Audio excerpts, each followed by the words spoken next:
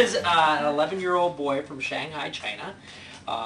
He lost his sight after a neurological surgical intervention, and he was 8 years old when that happened. He moved to the U.S. at 5 years old with his family, and they live in an Asian community. And I've been working with Tim for about 3 years, and lately we've been working at the mall, and we're about ready to start working with escalators. And Tim did experience escalators when he was in China, but he does not remember.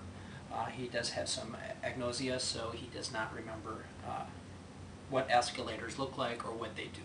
So I have to kind of start fresh with the concept of escalators, what it is to ride an escalator and what happens when he gets on the escalator.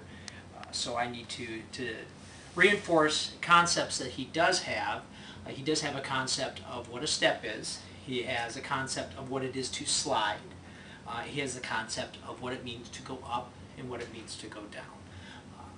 But an escalator incorporates all of these concepts into sort of one motion, and I want to be able to have him understand what's going to happen once he starts on that escalator. So what I did was I created a somewhat smooth surface, a flat surface, so that he can put his hand on this and he can understand that the escalator starts as this flat surface. Then what I would do is I would move this surface with his hand on it. So he would just keep his hand on this, and we would just kind of work with the idea of sliding and what that means, just to reinforce those concepts. So he would kind of understand that sort of thing. And then we talk about a step and how a step is formed. And he can use the same surface to understand the step, so we can recreate that idea.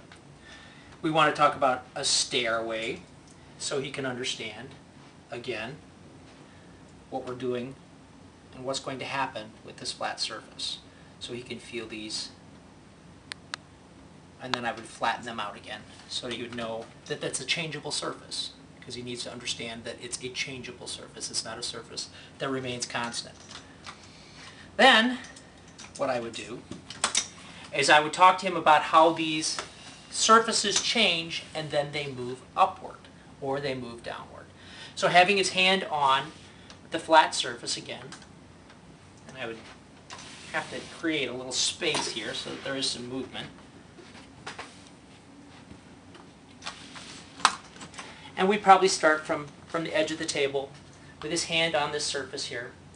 And then we would slide it forward, and then I would change that surface so that it would turn into steps. Again, his hand would be on here. And then move that surface upward so that he knows that the momentum and that change is going to be taking him up. And then we could slide that surface back down. And when it gets to the bottom, we would of course change it so it flattens out again. So that he would understand the concept that an escalator is a flat surface that becomes steps,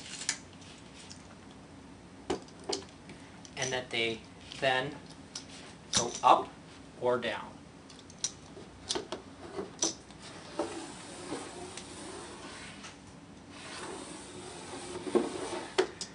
And we would then talk about how they transfer just like a regular set of steps, which he does understand steps, that is a movement that takes him from one floor to another floor.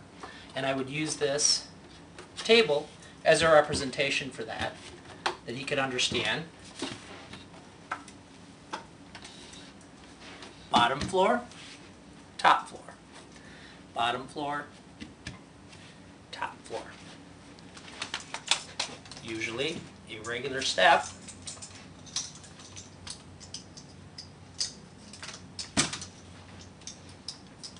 can get you there. You can walk up those steps.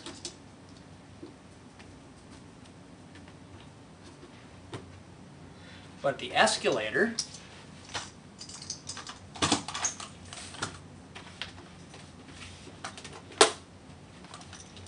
slides up those steps, or slides up that incline to that next floor.